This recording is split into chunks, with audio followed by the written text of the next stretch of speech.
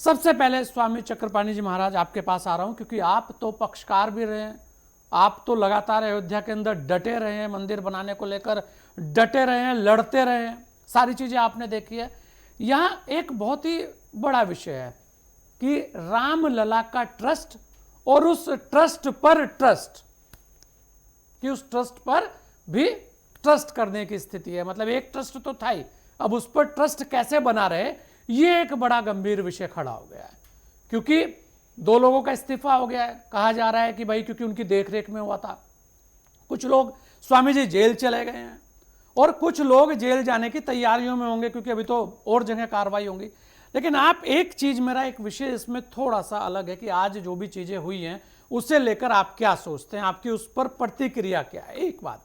दूसरी बात स्वामी जी, जो सबसे महत्वपूर्ण बात है कि देश के अंदर जिस तरह से रामलला को लेकर आरोप प्रत्यारोप का दौर चला, उसे लेकर आप क्या सोचते हैं कि इसे क्या कहेंगे आप?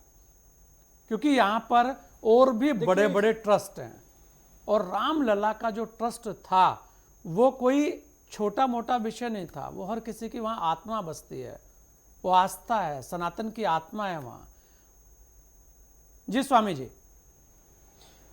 देखिए आदरणीय संजय जी, सबसे पहले तो आपको और आपके सभी दर्शकों को राम राम मैं करता हूं, और पूज्य जितने महात्मा बैठे हैं सभी को ओम नमो नारायण। देखिए मूल विषय ये है, इस बात को समझना होगा, इसमें 2 बातें हैं। एक तो सबसे पहली बात जो आपने उठाया कि राम मंदिर के ट्रस्ट पे ट्रस्ट, और दूसरी बात ये है कि आरोप प्रत्यारोप। मूल विषय ये, मेरी ही आवाज मेरे को आ रही है जी।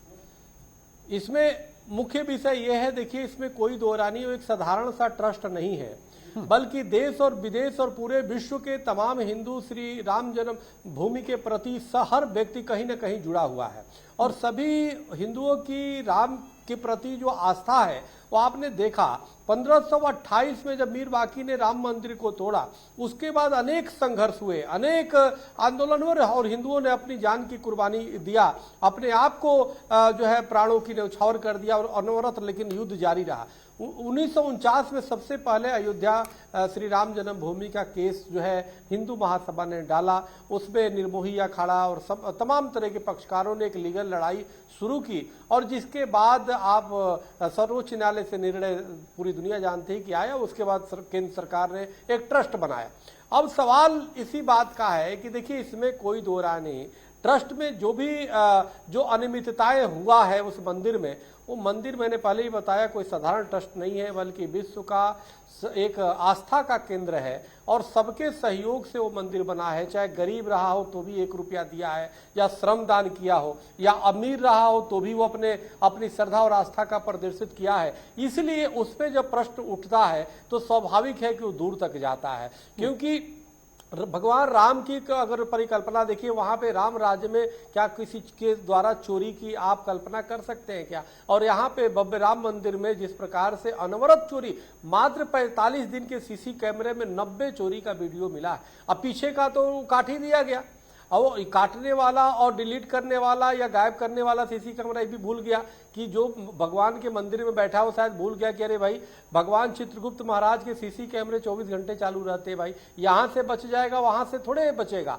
लेकिन उसके पाप के घड़ा भर गए थे और हुआ, जिसमें 8 लोग गिरफ्तार भी हुए। लेकिन अब ट्रस्ट की बात आती है, ट्रस्ट पे की कहीं ना कहीं विश्वसनीयता पे प्रश्न उठा है, जिसमें कुछ लोगों ने इस्तीफा भी दे दिया। लेकिन बात इस्तीफा तक ही नहीं है, बात यह है कि आखिर इस तरह की अनियमितता क्यों हुई। और ये एक बार पहली बार आरोप नहीं लगा है, माननीय संजय जी, इसके पहले भी कई बार आरोप लगे हैं ट्रस्ट पे, लेकिन कहीं ना कहीं इसमें लापरवाही भी हुई है, कहीं ना कहीं ट्रस्ट की उदासीनता भी है, कहीं ना कहीं अगर जो मिली भगत है तो उस पर SIT, मुझे उत्तर प्रदेश के मुख्यमंत्री माननीय योगी आदित्यनाथ जी पर पूरा विश्वास है, देश के प्रधानमंत्री पर पूरा विश्वास है, क्योंकि स्वयं जी राम भक्त हैं। योगी जी जब से आए हैं अयोध्या का कायाकल्प कितना बदल गया। प्रधानमंत्री मोदी जी जाते हैं सीधे रामलला पे दंडवत करते हैं। पहले कोई नेता, कोई छोटे मोटे नेता चुनाव में मंदिरों में जाता था, बाहर आके तुरंत तो पूछ लेता था तिलक। आज वर्तमान में देश का प्रधानमंत्री मंदिरों में जाते हैं, दंडवत करते हैं, तो हिंदुओं का सीना गर्व से चौड़ा हो जाता है। तो निश्चित रूप से वो भी कहीं ना कहीं पूरे देश दुनिया के राम भक्त आहत होंगे। और और इसीलिए तुरंत फौरन जो है माननीय योगी आदित्यनाथ जी ने एक SIT बनाई और उसमें 8 लोग पकड़े गए हैं। लेकिन जिन लोगों ने जिम्मेदारी का निर्वहन सही नहीं किया, कहीं ना कहीं प्रश्न उस पे उठना स्वाभाविक है। पर महाराज जी, ये एक आपने बड़ा विषय रखा, और भी बड़े बड़े मंदिर है, आश्रम है, कहीं ना कहीं प्रश्न के वाचक आ गया है, कहीं ना कहीं सब पे सदैव की सुई आ गई है। इसी कारण कहीं ना कहीं दिखाए जा रहे कि श्रद्धालुओं में कमी आ रही है, दान देने वालों में कहीं ना कहीं। महाराज जी, अच्छा एक चीज आपको नहीं लगती महाराज जी, जिस तरीके से कहीं अन्य जगह जो दे रहे हैं कहीं महाराज जी दुरुपयोग तो नहीं हो रहा?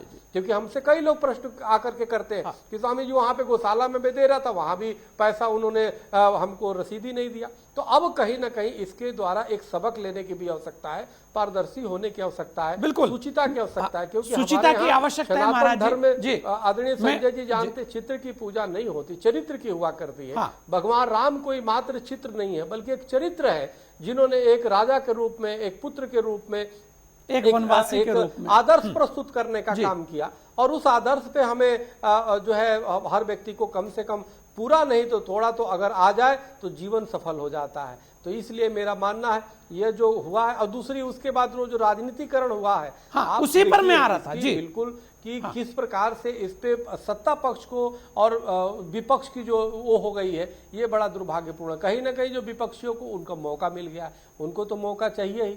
जब राम मंदिर नहीं बना था उस समय भी अनेक प्रकार के अड़ंगा, जब बन गया तो अनेक प्रकार के आरोप प्रत्यारोप लगने लगे।